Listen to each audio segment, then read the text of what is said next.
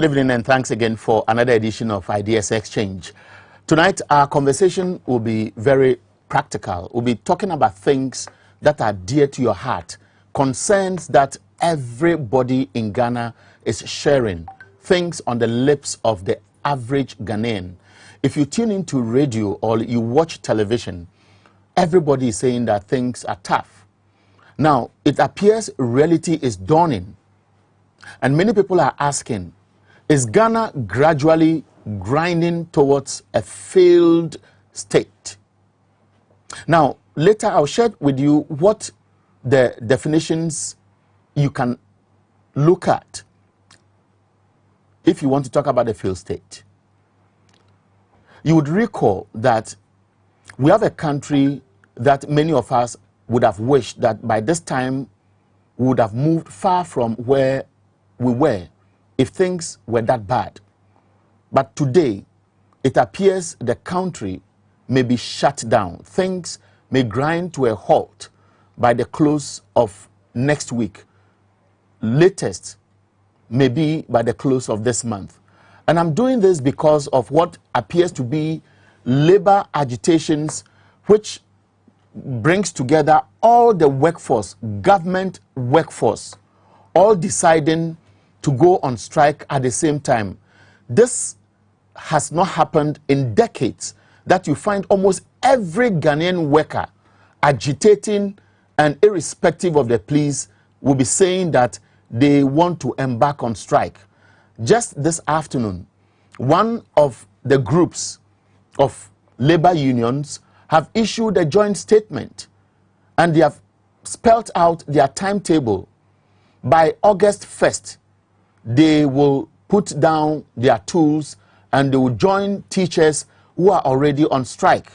I'm referring to those in the health service. Now, this joint statement, which is issued, is in the name of the Ghana Medical Association, the Ghana Registered Nurses and Midwives Association, the Health Services Workers Union of the Trades Union Congress, and then we have the Government and Hospital Pharmacist Association. And if you care to read what I will share as you listen, the Ghana Medical Association, the Ghana Registered Nurses and Midwives Association, the Health Services Workers Union, the Government and Hospital Pharmacist Association, being constituents or members of the organized labor, made a request to government for 20% cost of living allowance. Unfortunately, like other members of organized labor, we are yet to receive a favorable response. We had hoped that the meeting convened by government with organized labor on the 12th of July, don't forget today is the 13th, would have resolved the issue, but the meeting failed to achieve its objective. We therefore serve notice to government as an employer that if by the 22nd of July 2022, the negotiations on COLA is not completed, the aforementioned health sector unions will have no other option than to embark on strike. And you see that 25th to 27th is the wearing of red arm and wrist bands. 28th to the 31st of July 2022, withdrawal of outpatient department services, and the 1st of August 2022, withdrawal of OPD and inpatient services. Now, this is about the health sector. You'd recall that just some few days ago, the Public Services Workers Union, comprising of over 62 unions, also issued a threat that by the 19th of July, they will be embarking on strike. We also know that organized labor has stated its position clear, that it will not betray the worker unions already on strike. I mean the teacher unions. I'm talking about TEU, NAT, NADRAT, and the Concerned Teachers Association. As we speak, there's food crisis in most of our secondary schools. Before I came on set, I tried to monitor what my competitors are saying about what is happening in the regions. In fact, across all the regions, the information is that senior secondary schools may close down by Friday if government is not able to send food items to these schools to feed the children. Many of these schools have already made it clear that the children are likely to be feeding themselves worst case scenario, and in some of the schools like Wesley Girls High School, and I'll share a receipt with you shortly, the parent association are defying the directive from the Ministry of Education. They have contributed money, and some are paying up to 500 cedis to make sure their children are fed well. In Fanti, where I lived, there's a proverb, so what to funa enteya eko antante krum. I don't know how to share this, and this is the parent association of Ejoso Senior High Technical School. They are paying 150 cedis to support the headmasters to feed the children. The pathetic thing is that when the senior high school syndrome started, many people are aware that senior high school head teachers were cowed because some of them were demoted, others were transferred, and their sin was for sitting in meetings where parents took decisions that they were going to levy themselves to support the schools to run their day-to-day administration. At least I'm aware of a Bri Senior High School where my daughter was.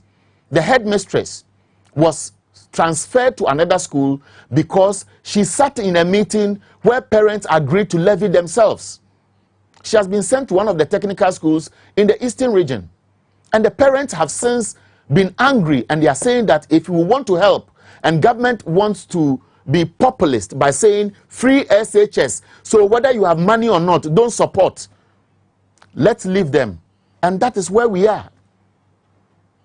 You remember that as early as 2017, when Ghanaians began to complain to government that we know you have won an election, but be a listening government.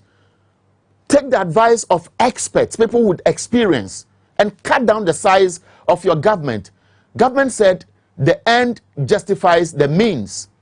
So irrespective of the 126 ministers milking the state resources, 4-5 deputies to one ministry, several ministries that were created to work within ministries, we left that. And as 2021, we only saw a government showing some form of remorse, saying that they were going to reduce the number of ministerial appointees from 126 to 85. But as we speak, we know where we are. Government was borrowing so much. People were speaking out.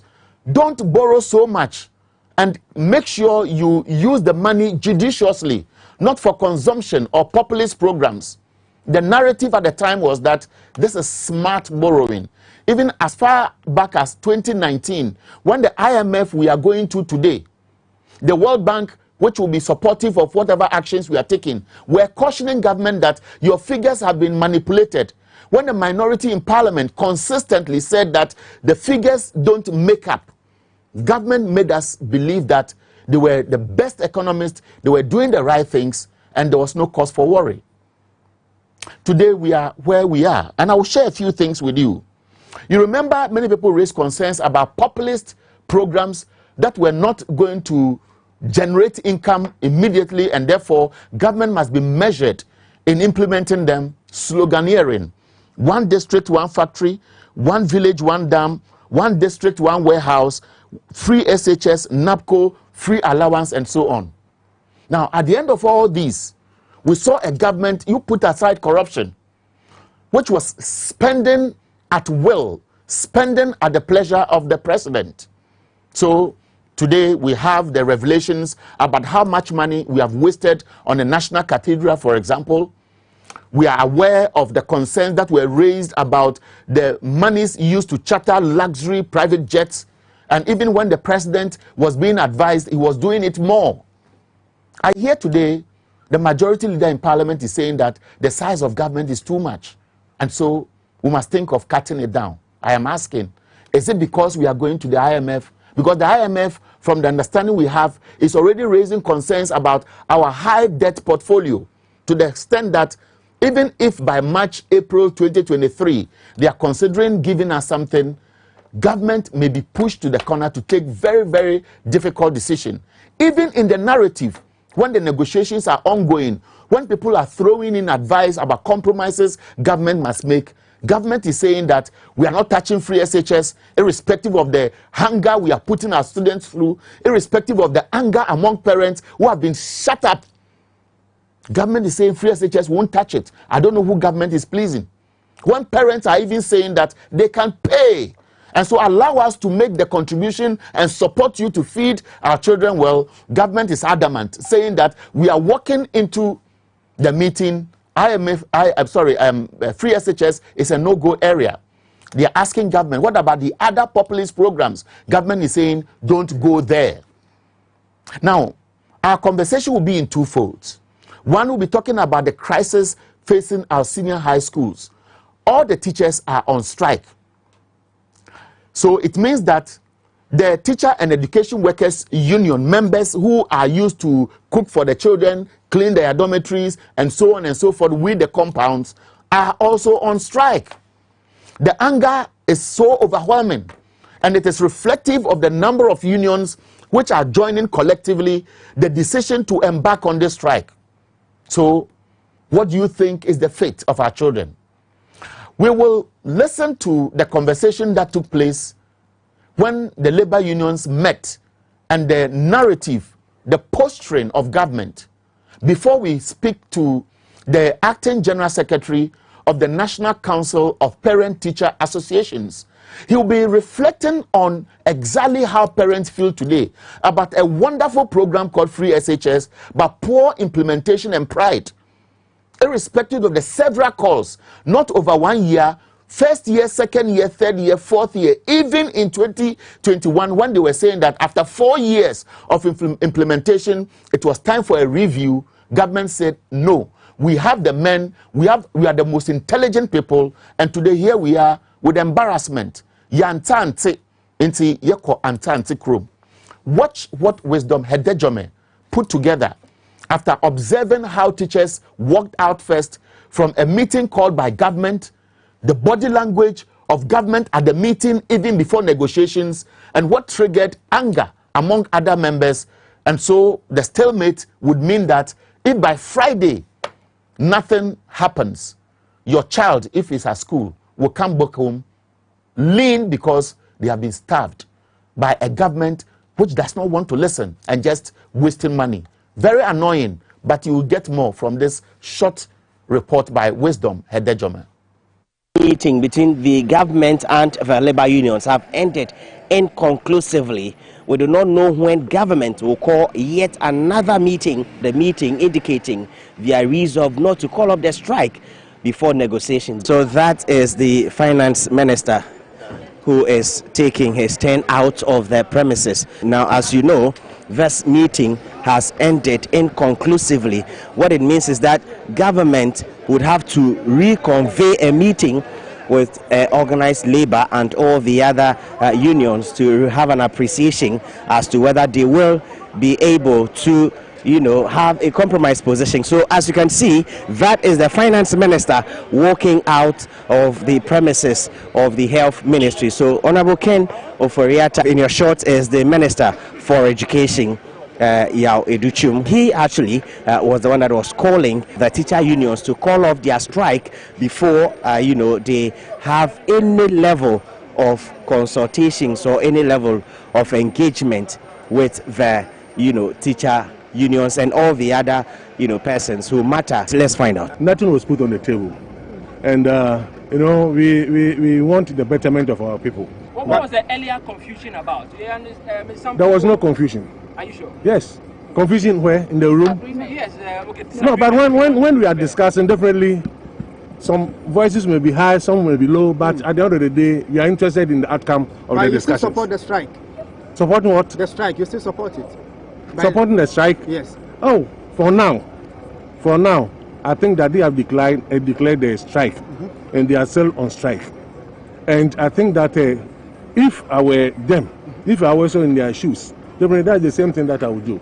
And you know, the last time I told you that I want government to actually find solution to this issue, to avoid further actions from other sector workers of this very country. The earlier they find solution to this matter, it will end all the hula baloo in this very country. Right. Joshua Lansa is the deputy director, or if you want to put it, deputy general secretary of the TUC.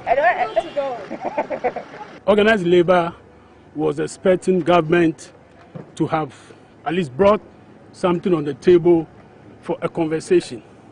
Organized labor thought that if government has that concern, government could have called a meeting earlier than the 2 o'clock and then engage those striking unions before meeting the bigger union.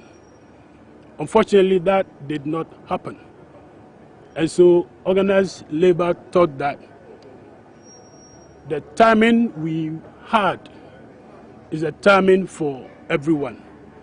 So to ask the striking unions to step aside before conversation begins was not acceptable to organized labor. And it appears government is insisting that unless the striking unions call off their strike, it is not going to negotiate. And so to me, I think that we have a stalemate now. If the system is hard for organized labor, one would have expected at least government to have begun a certain conversation, putting a certain figure, putting a certain rate. So try and persuade. Government is now going legalities. Government is using legalities, insisting that it is not going to negotiate with a striking union. But some of us do government attention to the fact that we are not in normal times.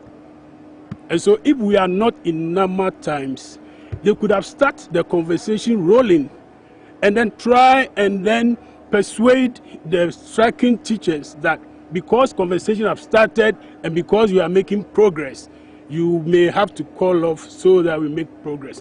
But to come insisting that they call off before you negotiate, to me, is not in good faith.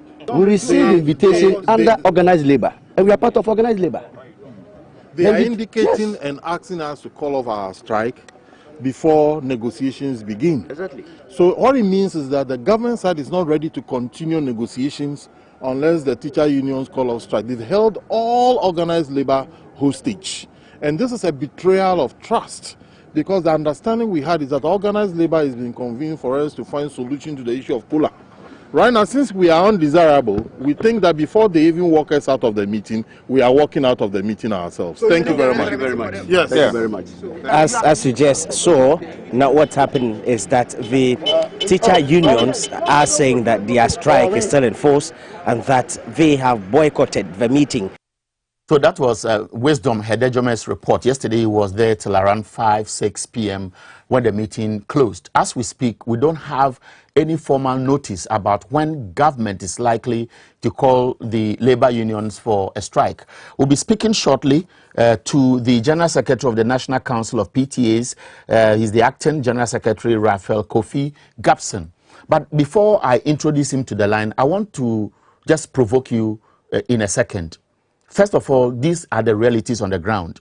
We all know the value of the cedi. We know the inflation rate is about 30%, 29.8%. We know fuel prices will continue to shoot up.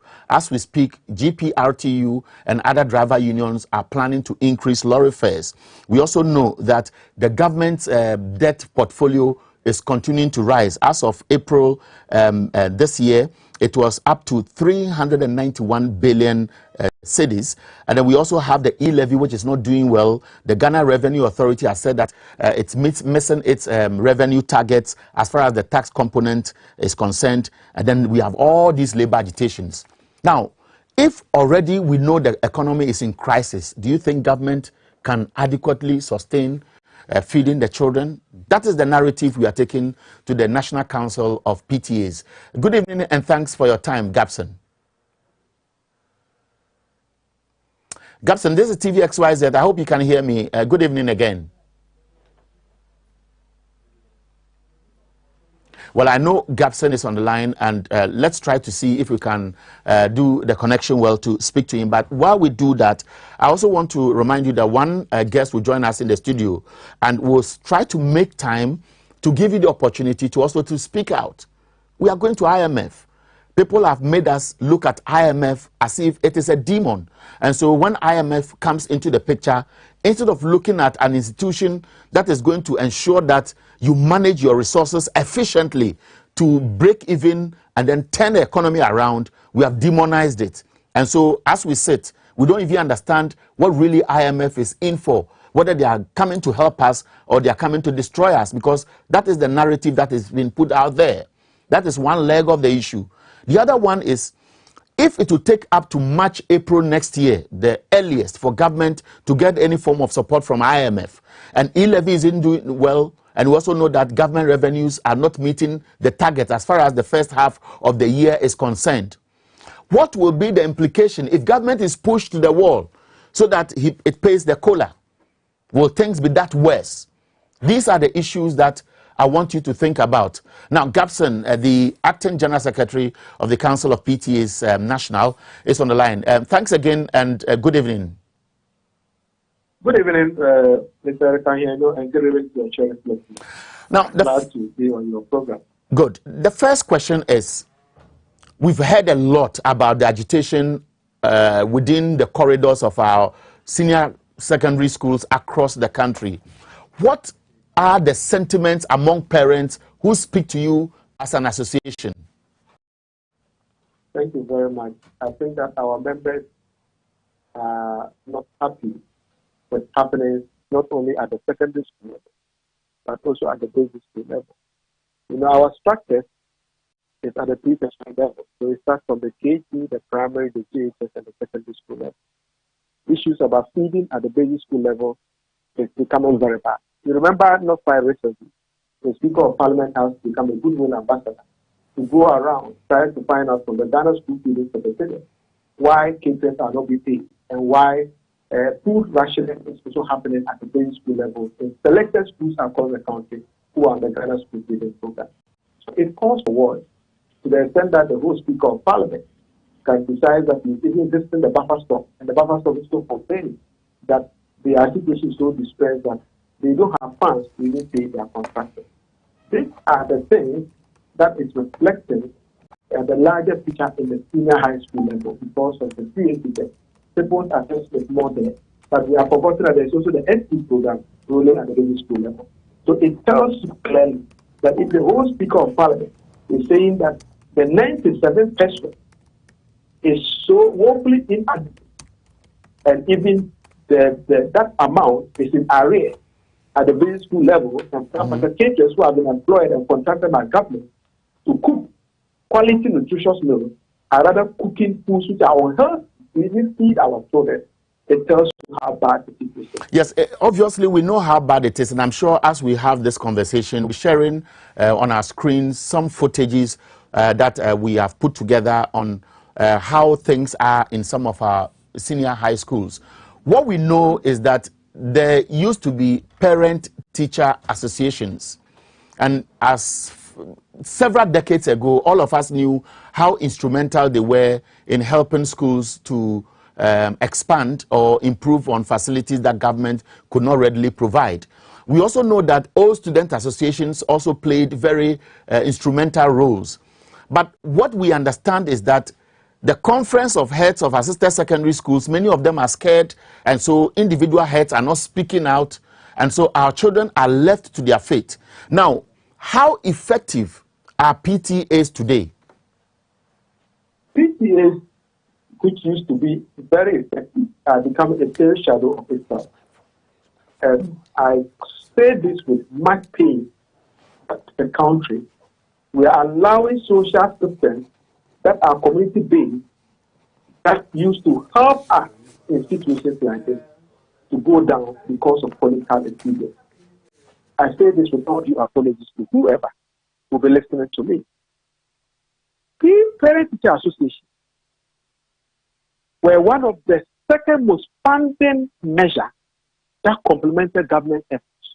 PTAs were so strong to the point that even if government couldn't provide food in the schools, the PTA structure could find a way to supplement government, could release funds to supplement government system, to carry on with any school administrative activity to make sure that for the love and the welfare of our children, the system doesn't ground to a halt.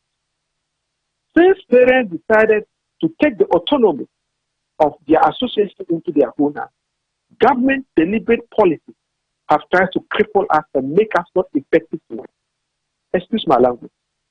Parents we have decided that we are forming an association to know what happens towards the educational services being provided by government and other stakeholders towards our students who work. What crime have we committed in trying to support and in the name of free FQ, free SHS, the free SHS is free. The same doctrine is too much. Association strives on dues and levies. If government genuinely wants all of us as social partners, why should I sit on the school board and school administrators will be lamenting about how bad certain things that they need funding to fix, they are not getting. And they look us to us as a special purpose vehicle to raise funds for them, and government has tied our hands at the back and turn around to accuse us that we are poor boxers. If one to know that I can box, release my hands, tell the whole world that no, yours is school fees that you have absorbed. If parents used to pay 2,000 for both fees and PTA dues and levies was maybe 100 fees or 200 fees, and government says it has absorbed 1,800. Are you sure that if government was so sincere to tell parents that look, the burden have absorbed the fee component, the PTA still function, they are autonomous, these are your structures, deal with them and make sure that if you have any complaints about government policy, use that structure. If government delivery has done these things from day one, I don't think where we are. Now, so as now, we what speak, is happening? A lot of exploitation in the system. When you say, no, hold on, Gabson. When you say exploitation, can you break it down? At what level? Is it from the buffer stock? Exploitation, right. At all levels. Who is supposed to give government feedback about this policy? Who is supposed to assess government? Who gave birth to government? Is it not we parents? Is it not we parents who gave birth to government? Are we the people who form government? Which minister doesn't have a child in the school? Which MP doesn't have a child in the school? Which prominent citizen doesn't have a child in any of the structures that have a teacher child? So, we are supposed to tell government that you are doing well or you are not doing well in this area. We are supposed to tell government that look, the teachers in the school, these areas they are doing well, but these are challenges. They are complaining that they are resource constrained because textbooks are not adequate. Then government should be prepared to tell us, look, I don't have the capacity within the next 2 years to buy the textbooks, but these are the textbooks. Parents, if you can assist to the PTA. Now, so why is government not coming clean on this? And government creating the impression that in the name of free SHS or FK, government has absorbed everything.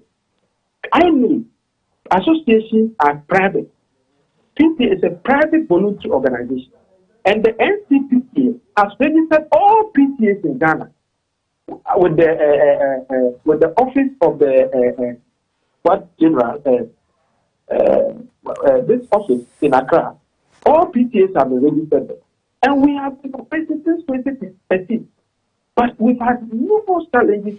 Yeah, so Gabson, I'm having difficulty cutting in because you have a number of issues you want to address. And I can appreciate the passion because all of us have gauged the anger on the ground. As we speak, many schools are in crisis. Students are being fed on food that is not properly nourished. Some of them cannot even eat the food.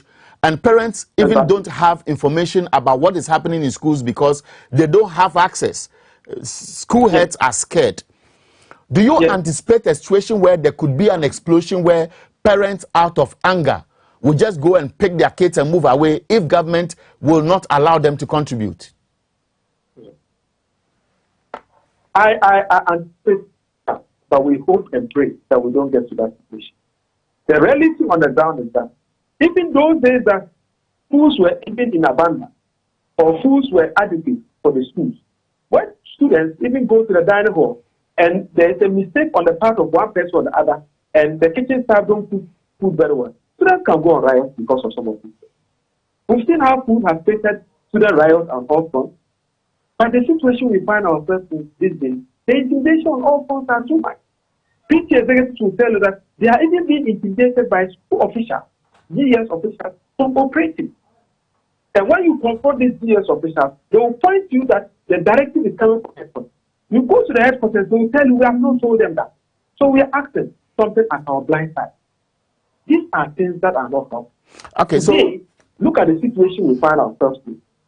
Parents are complaining that they are compelled to pay extra, illegal or extra funds to complement whatever is being provided in the school to make sure that their children don't go hunger. Okay, so let me try to cut in, because you're not in the studio, so sometimes getting you on the other side may appear difficult because you'll be in full flight and you may not see my body language when I'm trying to cut in. Now, let me make it simple.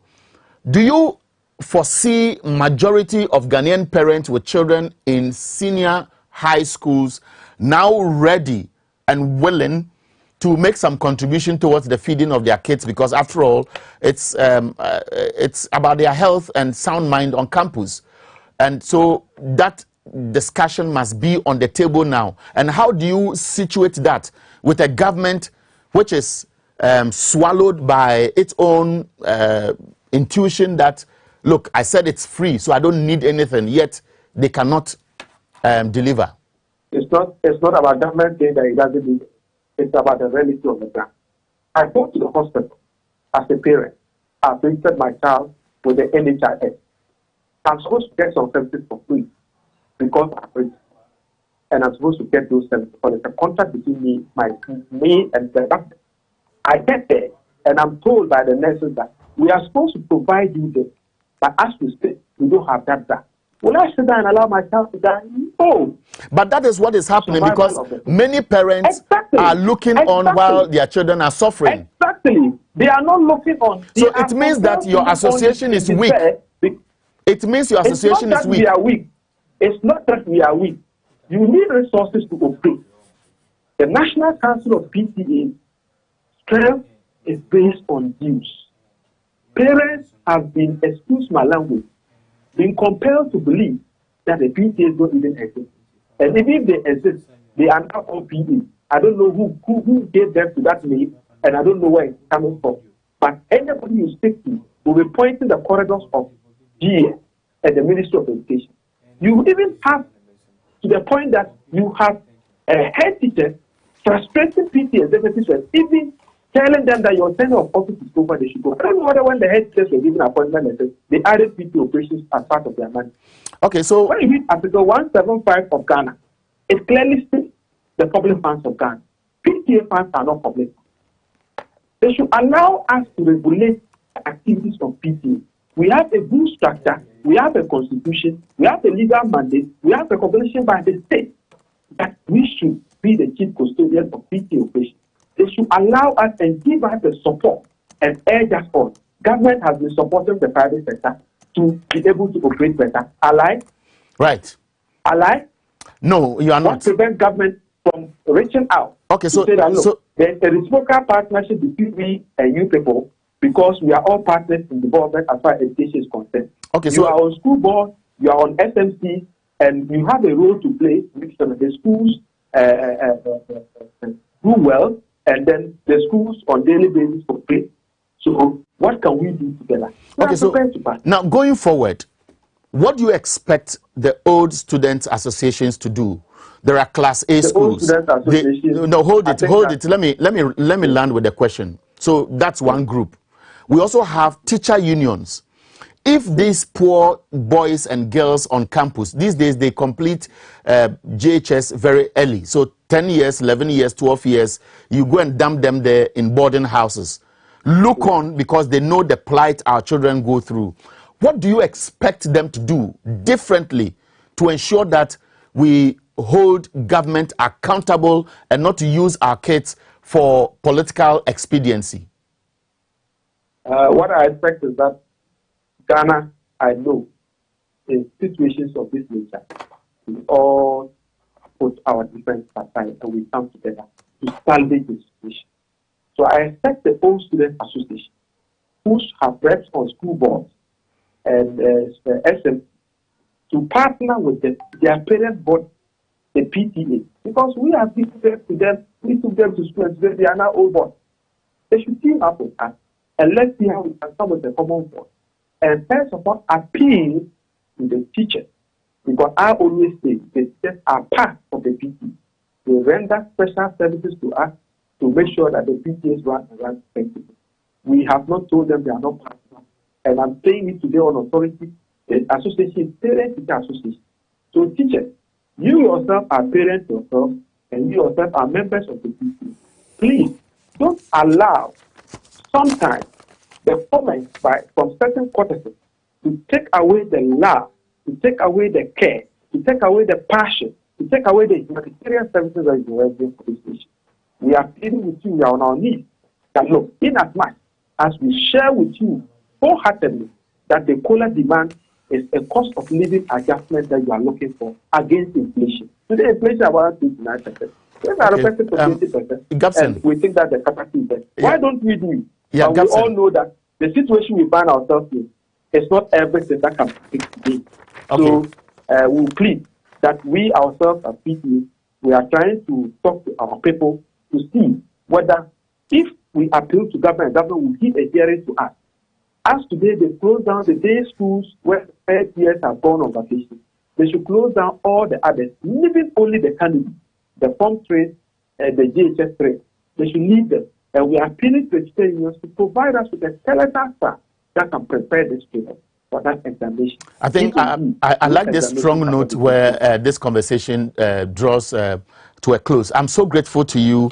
I've been speaking to Raphael Kofi Gabson. He's the General Secretary acting of the National Council of PTAs. Thank you again for your time. And I was grateful. My regards to the leadership of the teacher union, my regards to Charles people, my regards to the COPS, the Conference of Heads of Public Schools.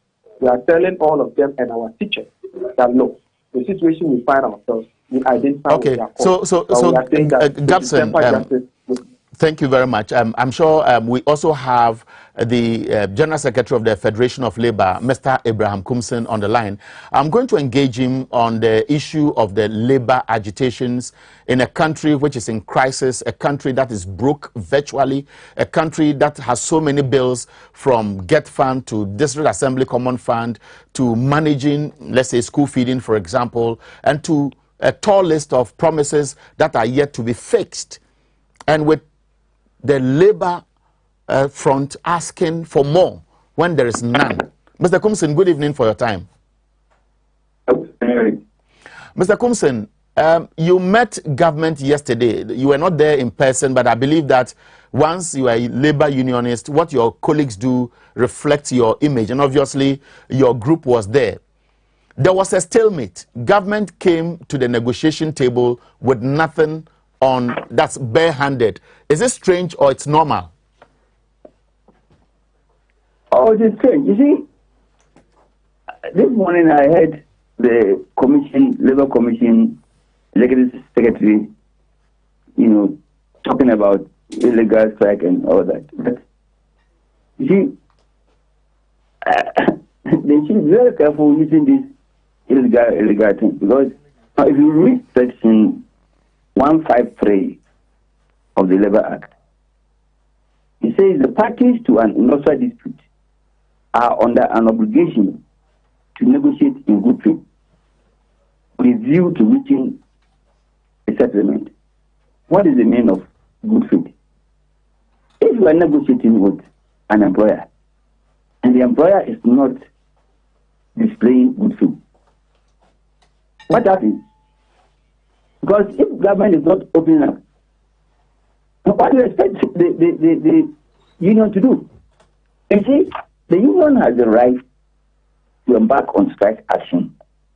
Once it follows these conditions, if you read section 159 of the same act, it tells you the procedures, the process. And I think that the teachers have exhausted all these procedures to get to where they are now. Okay, so Mr. Kumson, let me do this follow-up question. And sorry, this conversation will be very brief because Dr. Zubairu will also be joining me shortly in the studio. But Mr. Kumson, this demand is coming at a time government is broke. Government was bragging it has everything and the economy was in good shape, and it was even doing better after that's post-COVID, better than several other countries. I even had a conversation where somebody working for government suggested that we are even doing better than the UK. Now, here is where we are. If the labor union will go for 20%, it would mean that government coffers will dwindle further. And so the crisis will worsen. Eric, are you not being too greedy? I'm using this word advisedly to provoke you. No. But you see, what simple have they told you that they are saying their book? Hello. Thank you, Mr. Kumsin. What I'm saying is that.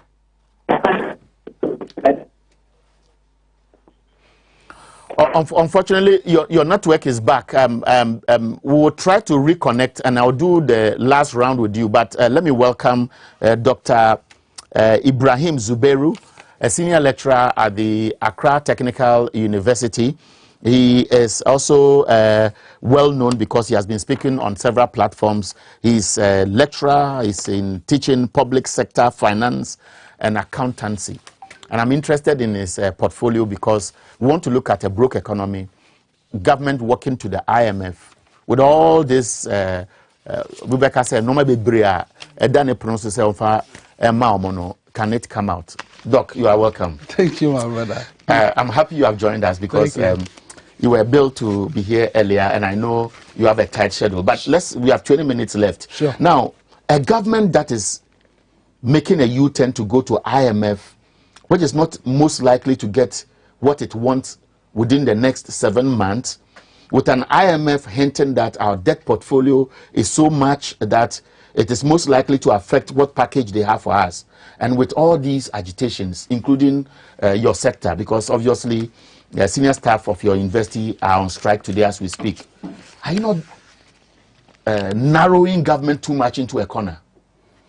Thank you very much, and let me say hello to all the listeners. The issue about our economy is such that from day one, when this government took over, they have not been truthful with the figures and the data. And that's what has landed us where we are today. Facts and figures, if you check, we cannot have different set of figures for different class of people for the same economy. The moment you do that, you'll be destroying the fiber of the economy at the end of the day. What am I saying? If you look at the sincerity aspect, if you listen to Osei, who was the chairman of the Finance Committee, of Parliament from, I think, 2017 to 2020. So he said he witnessed much of what was going on at the time. Yes, he said much of the success of this government was based on previous administration, that is John Mahama-led administration, IMF Compact. The success of the administration from 2017 to 2020 was based on that. And ask yourself, people who accuse the previous government of not being competent to the extent that they went to IMF because they are not competent and enjoyed the benefit of going to the IMF and are not sincere enough to come out and say that, look, we made error. We underestimated the experiences and the professional actions of the previous government or the competent actions of the previous government, and therefore this is what it is. And they cover that one and touted that to themselves. Now the reality is dawning on them about their own competencies based upon off IMF, bring out your competencies and do. You see now, the blame is on Russia. The blame is on COVID-19. That is a problem we have in the country. It sounds quite exciting to look at the background to the conversation we are having, because my narrative tried to highlight a few of these. Yeah. Now, the IMF has been made or described to a section of Ghanaians, if not all, as an institution which is a demon which only goes to countries to make their people suffer. And so IMF itself shouldn't be an area we have to go. Is it a good reflection in terms of the narratives we have heard from this government and the U10, or what the public has been made to believe? Why would we go to an institution that would destroy us when we are in crisis? Ideally, my understanding of the way IMF works, they are not a demon institution. We have worked with them in several of projects, not even in Ghana alone. Are you okay? We're in a team, work severally, World Bank, IMF will work for them. But the issue here is that the government was not sincere with IMF. In the first place, if there were demons, why did you extend the compact that was supposed to have ended, I think, in 2017 or 2018? 2018 thereabouts, which was extended to by 2019, some, yes. and collected the money from them and turned around to demonize them. This COVID-19, when we were hit, didn't we see that IMF supported us? Why did the government not reject their support if they were demons? It is about convenience. That's what I can say. And I can say, this government is such that when it suits them, you are a good person. When it doesn't suit them, you are a bad person. Now they are at a critical crossroad. Exposed.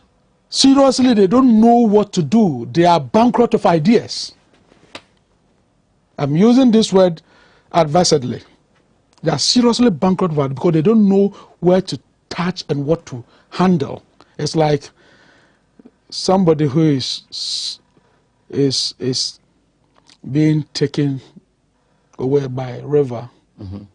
Any shred of thing he will want to hold, it's the same thing that is happening. Now, I want us to now walk into what is likely to take place at the negotiation table.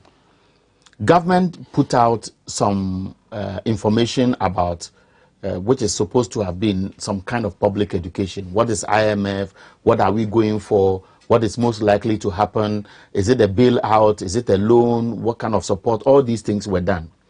I remember in 2021, if my memory serves me right, the IMF seemed to have been in a kind of tango with government over figures that reflected in the budget. Yes.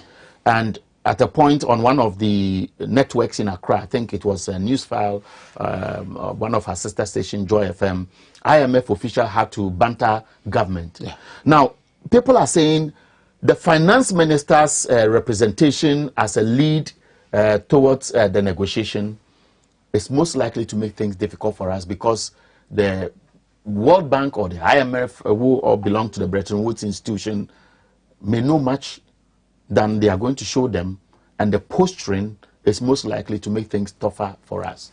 You see that? Yes. I said this long ago. Irrespective of diplomatic influence. Look, I've said this long ago.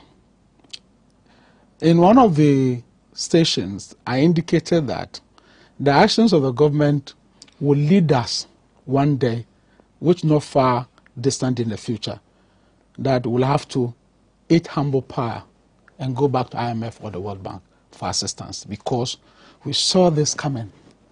Because if you take the economic trajectories and you do analysis properly, if you understand how public finance are supposed to be managed and the way it is being managed, it should tell you that there's going to be serious problem ahead.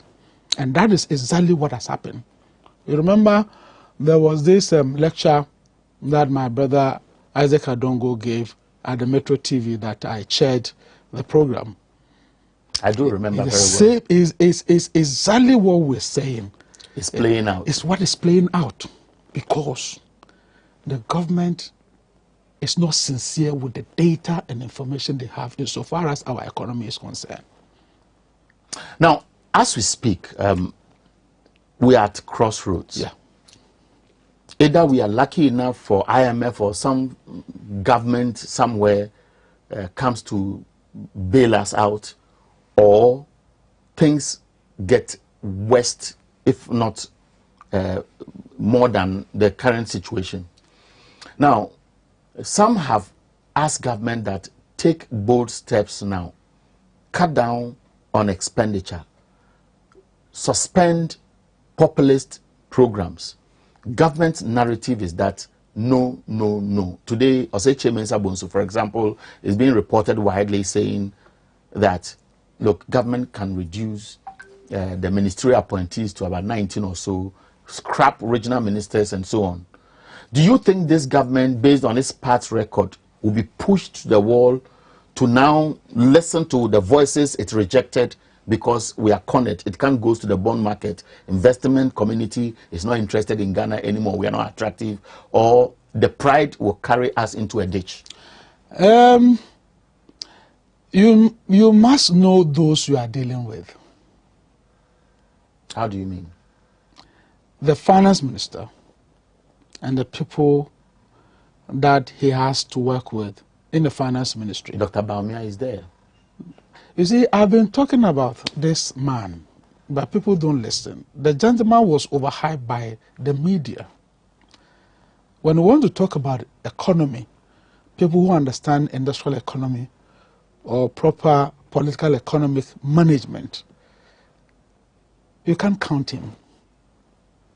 I discount that.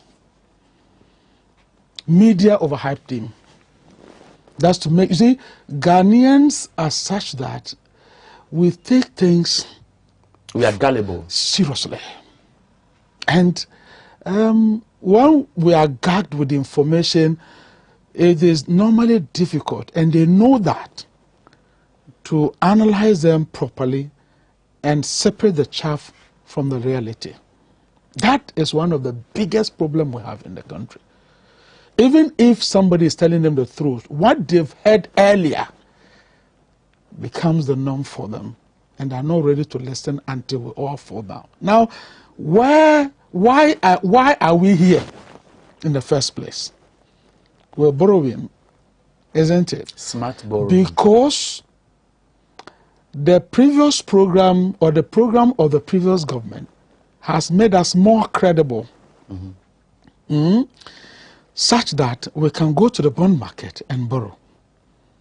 Now, when we borrowed, instead of using for capital investment to generate returns to pay off whatever we have, which in every public finance we say that is the golden rule of the finance minister, what did we do?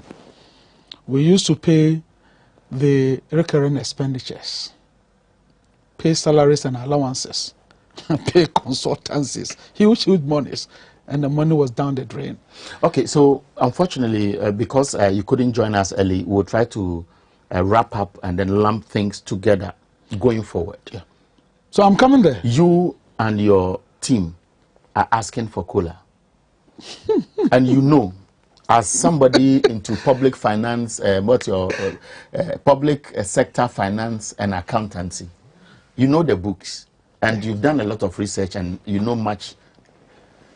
Do you think at this stage you have to sacrifice, or we have to sacrifice, or government must sacrifice? You see, the time people were prepared to sacrifice was when the advice came that the government should tighten its own belt and reduce a lot of frivolous expenditures to ensure that they manage the economy prudently.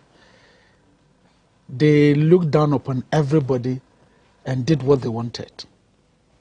At that time, if they had done that today, people will have sided with them that, yes, let's also sacrifice, because the government listened and sacrificed and reduced that. President never listened to anybody. He keep on traveling on private charter jet, never bothered to listen to anybody. A lot of expenditures that we see, look at COVID-19, the monies we had, how it was suspended. All these things, we sit back and ask ourselves, really, if you have two children or you have children in the house and they see you eating chofi, excuse my language, chofi. Oh, feel free. And other things. And abolu. Abolu and But that's on a lighter note. You tell them that I'm cry come the minister, or I'm starving, I don't have. So try and then drink water and sleep. Do you think your children will agree with you? Now, are we moving into what some would describe as a failed state? I'll read something before you respond, because we've just recently seen what happened in Sri Lanka. Yeah. And there's a lot of agitation on the ground. Yeah. Are there some definition for a failed state? He said, common characteristics of a failing state include a central government so weak or ineffective that it has inability to raise taxes or support its own people. Now, key takeaways: failed states. Failed states have lost the trust of the people and tend to suffer from civil violence, crime, internal corruption, poverty, illiteracy, crumbling infrastructure. Factors contributing to this include insurgency, blah, blah, blah, and goes on and go on. If you see where we are and all the agitations on the ground, with IMF on the sideline observing till a certain date, is there hope? Well, you see, the team they are carrying to IMF must be a credible team. If the credibility of any member of the team is underlined with IMF, we are not likely to get what we want. I can tell you an authority. What is your definition for credibility in this context? Good. The banter between IMF officials and our finance minister some time ago about data, we call it in accounting creative accounting. Creative data to showcase, or we call window dress books. IMF haven't forgotten about it. Check with our people in IMF, they'll tell you. We are watching keenly. So they are very strict. They are watching because they know we can do that too because of what we did before. So they are watching keenly. So people going to IMF with that kind of blood on their face to lead the team is going to be problematic. We didn't have the opportunity of a century kind of consensus. If you were advising government today as negotiations continue, I just want you to look at the camera, speak to Akufo-Addo or Ken Ofori-Atta. Finance Minister and His Excellency Nana Addo Dankwa Akufo-Addo, I would like to tell you today that share the arrogance, be truthful to Ghanaians and the international body that is supposed to support Ghana for us to get out of this kind of problem that we have today. So that at the end of the day, the support will be guided by whatever agreement that you will reach, so that Ghanaians will be the beneficiary and Ghana as a country will enjoy that kind of negotiation you are going for. Other than that, if you are still in deception about how you're doing things and you want to follow status quo, then forget it. Right. Is it too late to build back trust? It's not where sacrifices can be made. It's not too late, but they should be prepared to sacrifice. Whether they are ready to do is another matter. Unfortunately, we don't have much time, but it's been an exciting conversation from school feeding to all the things you know. I would have wished that you join our conversation, but Doc joined us late, and I believe that what he has shared with us reflects the thinking of many of us who would have had the opportunity to call into this program. But don't forget, our programs continue. Tomorrow, Tonton Sangsang, Kwame Menka will be there to have further conversations with you. My name is Eric Ahianyo. I did this with Dr. Ibrahim Zubeiru. Yes. He's a senior lecturer at the Accra Technical University, public sector finance and accountancy. And then also I spoke to Raphael Kofi Gapson, General Secretary of the National Council of Parent-Teacher Associations, and of course a good friend of mine, Mr. Abraham Kumson, who is a labor unionist, Federation of Labor, who also spoke, but unfortunately his line became, the line jammed along the line, but we had a lot of strong inputs that he made. I'm grateful to my producers, and I believe that next week, let's pray for Ghana, and let's see how things go. and especially our kids. I'll see you again and enjoy your night.